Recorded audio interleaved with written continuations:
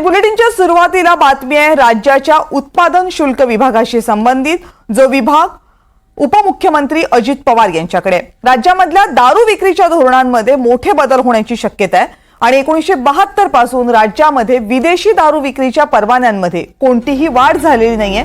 त्यामुळे जुन्या परवान्यांच्या हस्तांतरणामधून सरकारला फारसा महसूलही मिळत नाहीये आणि म्हणूनच दारू विक्रीच्या परवान्यांमध्ये वाढ करण्यात यावी असा सल्ला सरकारी अधिकाऱ्यांनी अजित पवार यांना दिला असल्याची माहिती समोर आली आहे। उपमुख्यमंत्री आणि उत्पादन शुल्क मंत्री अजित पवार यांच्याकडे वाईन शॉपी, बियर शॉपी यांच्यामध्ये मद्य विक्री करण्याची परवानगी देण्याची ही विनंती करण्यात आली आहे। या निर्णयामुळे राज्याच्या महसुलामध्ये लक्षणीय वाढ होऊ शकते असं अधिकाऱ्यांनी अजित पवारांना दिलेल्या प्रस्तावात म्हटलंय।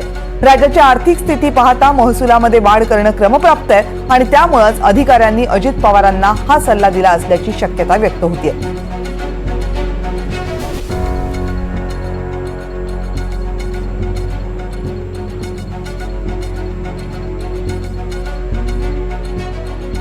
महाराष्ट्रामध्ये विदेशी दारू विक्रीचे एकूण 1700 परवाने आतापर्यंत देण्यात आलेले आहेत।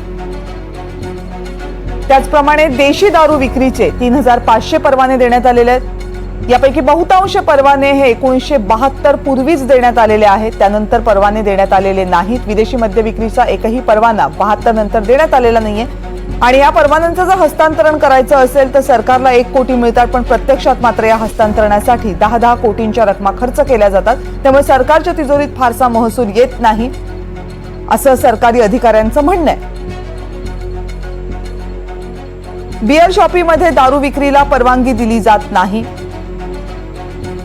अवैध दारू विक्रीमधून मात्र लाखो रुपयांचे व्यवहार केले जातात आणि हे व्यवहार अवैध असल्यामुळे सरकारला या व्यवहारांमधून महसूल मिळत नाही।